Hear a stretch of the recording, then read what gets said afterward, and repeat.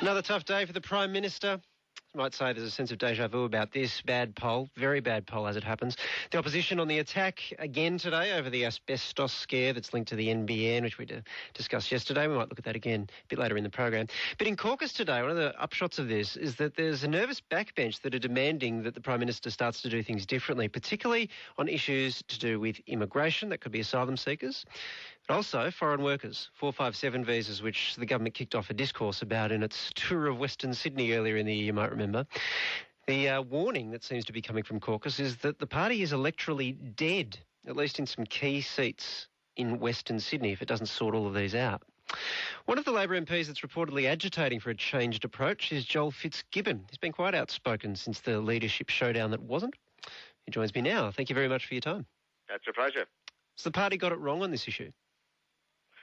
Well, I think there's a great deal of frustration in the caucus. I mean, we've been a good government. Unemployment is low, inflation is low, interest rates are low. We are enjoying economic growth, which is the envy of most of the Western economies, yet we don't seem to be punching through. And, you know, we need to get the message out there that Tony Abbott is poised to become Australia's next Prime Minister, and that means John Howard-style industrial relations regimes, budget cuts that are going to impact on everyone, big cuts in the public service, a US-style approach to health services, education reform will be a thing of the past. These are very serious issues for the Australian community, and we can't allow this to happen. Well, I'll let you get that political point out, but the message that your party is now sending to the public via the caucus is that you've mishandled the immigration debate, and that's on asylum seekers and on 457s, and so that's really where my question was coming from. The important point here is,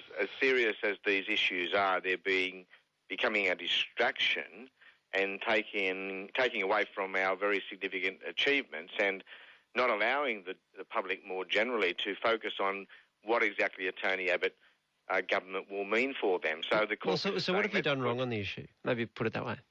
Well, whatever we've got right or wrong, there seems to be a lack of support in the broader community for our success in these areas. Now, 457s were inherited by us from John Howard. We identified rorts, and we're fixing those rorts. But notwithstanding let's pick up that theme. How rigorously are those rorts identified? That's really what the argument is boiled down to, isn't it? I mean, whether or not this is a populist move because it resonates well in Western Sydney, and polls have shown that, or whether or not there is actually some rigour behind this. And the Immigration Department's own figures seem to suggest that this is all a bit of a storm in a teacup. And again, I think our messaging is letting us down in a couple of difficult areas, and the result, of course, is that we're not getting our key messages up in areas where we have undoubtedly been an outstanding success. So what would you have the Prime Minister do? All these claims that are coming out of caucus today that the government is electorally dead unless it fixes up its position and its politics on these issues. What exactly do you want it to do? Is it a change of policy? Is it more media training? What are you suggesting?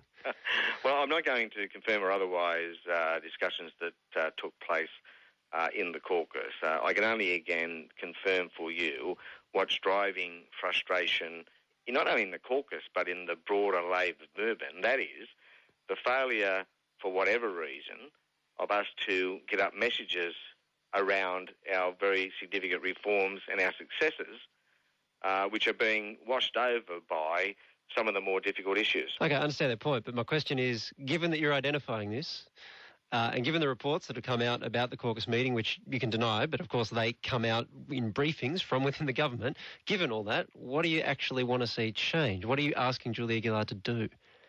Well, I haven't seen those reports, but I doubt that any of them suggest that I was...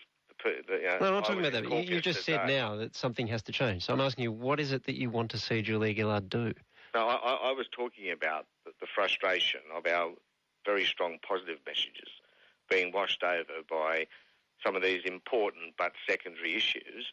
And, we as a party have to get a grasp of that and determine what new directions we need to take, whether it be messaging or otherwise, to get back on the front foot. So there may need to be change. We've got to think about that. It may be messaging, it may be policy. We don't know at this point. Well, man, I'm sorry that I don't run my strategic advice to the Cabinet through national radio. Obviously, the party has to take stock of where it is in the opinion polls, identify what it is which is causing what is now a protracted slump, and find a way to get out of that so that we can protect all those who, as a Labor Party, we seek to protect. Really bad poll today. Has that triggered this conversation within the party? Well, of course it has, and I had a bit of fun this morning mocking all of us, pollies on both sides, who by necessity, when confronted with these polls, have to sort of roll out the standard lines about, polls coming and going, and the fact that the only poll that matters is on election day. Yes. The problem with that spin is of course, it makes us all look silly, and indeed we feel silly doing it, and that in itself is part of the problem. People have I don't know, for whatever reason, whether it's social media, but people have a stronger ear to spin these days. They are sick of it. They want some straight talking. They want answers to direct answers to direct questions. And, maybe that's part of the problem. Maybe we spend too much time trying to spin away from the difficult issues rather than confront them and better explain Labor's case. Well, here. But then let me ask you a spin-free question. Given what the polls are saying, that all of Labor in Queensland, with the possible exception of Kevin Rudd, might be wiped out, do you believe, without any spin, just being completely honest, that this situation is retrievable? Well, first of all, we have to take those polls very, very seriously, and those who don't are just deluding themselves. They are real and they are consistent, and both the private and public research is saying the same thing. Do I believe we can recover? Of course I do. There is always an opportunity to recover, but the ball is in our court. We need to settle some of these difficult issues with some straight talking and with some very effective answers so that we can get back onto our strengths. And our strengths, of course, are the significant reforms we put in place as a government. You know this better than anyone because I'm sure you're doing a lot of research on what the electorate thinks, but the election's looming now. Have people switched off? Does it actually matter what you do now? Does the horse bolted? Well, if you have a look at the pattern of the polling in recent months, it does appear that no matter what we say as a government, it's not moving those polls. Indeed, when we have a bad week, they don't appear to go down much, and when we've had what we would consider a good week, a week when we secure big reforms like the NDIS, for example, they're not going up much either. So there's something wrong. We seem to be stuck in the low 30s in terms of our primary vote, and we've been there for, roughly 2 years, give or take a couple of aberrations. And when you've been stuck there for that long, you've really got to have a look at yourself and ask what it is you're doing wrong and think about new paths and directions. And, of course the caucus is going to start urging that course of action.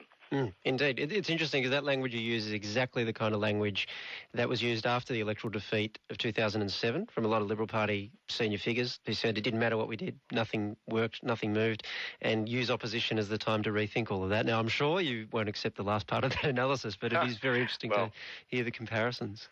Well, I suppose there's one constant in politics. Yeah, there is. Do you want to tell us what it is? Well, I think you just stated it. There's a sense of déjà vu, absolutely, and we should learn from the mistakes of others. It's been really interesting speaking to you, Joel Fitzgibbon. Thanks for your time. That's a pleasure. Thank you. That's Joel Fitzgibbon, who's a Labor MP, formerly a minister, now not. What do you make of that, actually, whether you're a Labor supporter, a Liberal supporter, or perhaps